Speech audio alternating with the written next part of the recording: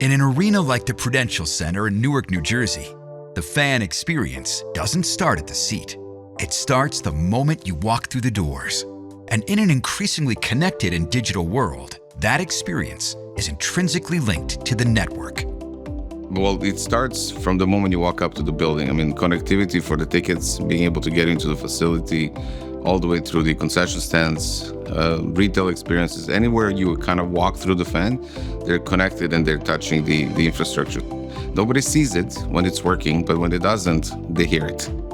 The fan experience when the connectivity is slow is definitely an eyesore.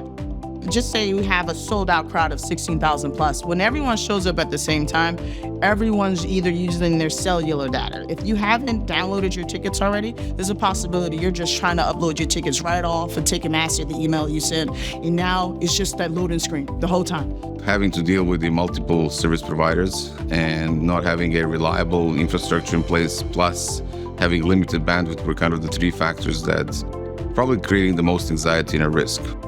With massive swings in demand and zero tolerance for failure, the team at the arena needed a bulletproof solution. The network can't quit.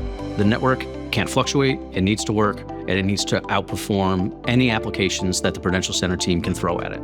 And that's really where we started. So the solution that we provided for the arena has two paths that the fiber rides. One penetrating the east side of the building and one the south side of the building. As well, they both connect to diverse equipment within the building. On the other side of the fiber path, it connects to the Lightpath network with diverse points of presence. In the event of a failure, if one of those paths were to fail, the equipment would automatically fail over to the other path or the available path. So when we entered the process of engineering the solution, one of the things I really wanted to see was the physical paths that Lightpath was proposing to put in front of us. You don't realize how important it is until you're working with a situation or a venue where you don't have the visibility, so you're guessing where the physical paths may actually cross and share the same path. So, that visual representation was very, very, very helpful. You don't get that from every vendor, I have to tell you that. So the other unique challenge, the unique solution design in this was being able to provision massive amounts of capability that could scale incredibly rapidly upwards to meet the emerging demand, and then also scale back down to manage, the day-to-day consumption requirements.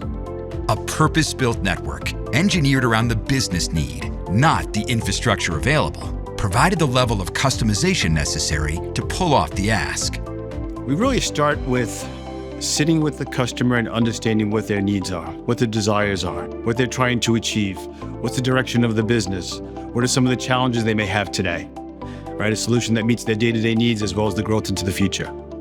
But we have a whole slew of team that sit, the unsung heroes, if you will, of Lightpath, the solutions engineers that were involved from day one that not only helped us build the solution, but then went and tested it in a lab environment to ensure it worked before we put it into play.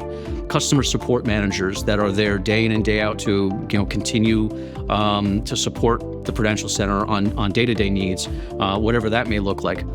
Service delivery project managers, they're the boots on the ground that actually installed the service and the solution that we put together. And then, of course, our senior leadership team is heavily engaged too. That's not just for show. When we take on a project like this, we throw our full weight of our organization behind it to ensure success not only on day one, but throughout the continued evolution of a customer's network. Let's not kid ourselves. Every process, every project comes up with challenges and sort of speed bumps along the way. And we had a couple of those.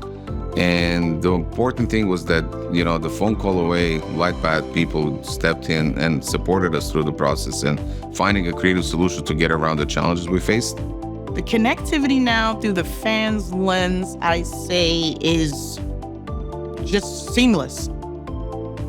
I think we're proud of the fact that when 20,000 people or 19,000 people come into the building, they don't have to think about their experience, their connected experience.